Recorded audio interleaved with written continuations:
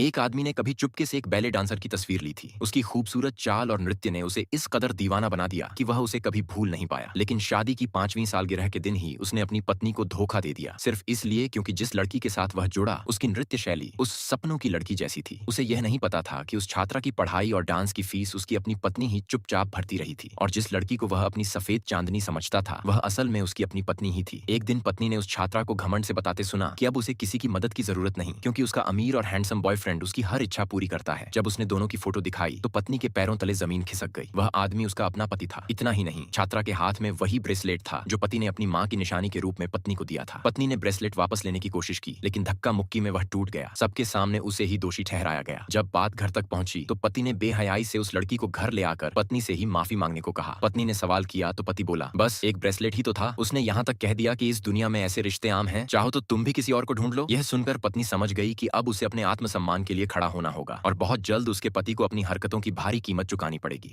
औरत अपनी इज्जत बचाने के लिए दुनिया के सामने अब भी खुशहाल शादी का दिखावा करती रही, लेकिन एक पार्टी में उसने अपने ही पति को लोगों के बीच उसका मजाक उड़ाते सुना। वो मेरे लायक नहीं, सिर्फ परिवार की वजह से साथ हूँ। उसे पता ही नहीं था कि जिसे वह सबसे ज्यादा नीचा दिखा रहा है वही उसकी पत्नी है। उसी पार्टी में दो बिजनेसमैन जबरदस्ती उसे शराब पिलाने लगे। उसने मदद के लिए पति की ओर देखा, मगर वह अपनी प्रेमिका में इतना खोया था कि उसने पत्नी को उन्हीं लोगों के हवाले छोड़ दिया। तभी अचानक एक युवक आया और उसे बचाकर बाहर ले गया। वह वही आदमी था जिससे कुछ दिन पहले बार में उसकी मुलाकात हुई थी। असल में वही युवक सालों से उसे ढूंढ रहा था, क्योंकि कभी औरत ने उसकी जान बचाई थी। उस रात नशे में टूट चुकी औरत ने उसे बस एक अजनबी समझा और दोनों के बीच नजदीकी हो गई, जबकि वह युवक अरबों का मालिक निकला। अगली सुबह घर लौटते ही पति ने गुस्से में तलाक के कागज उसके सामने फेंक दिए और धमकी दी कि अगर वह सीधी नहीं रही तो उसका परिवार बर्बाद कर देगा। मगर इस बार औरत चुप नहीं रही। उसने बिना झिझक तलाक पर साइन कर दिए। आजादी मिलते ही उसने अपने पुराने सपनों को फिर जिंदा किया और वर्षों बाद अपने डांस शूज पहनकर नाचने लगी। तभी पति ने उसे देखा और हैरान रह गया। उसे लगा जैसे वह किसी पुराने एहसास को पहचानने ही वाला है, लेकिन तभी उसकी नई प्रेमिका आकर उससे लिपट गई और नया बंगला दिलाने की जिद करने लगी। यह सब देख औरत ने शांत मुस्कान के साथ उन्हें शुभकामनाएं दी और हमेशा के लिए उस रिश्ते से दूर चली गई।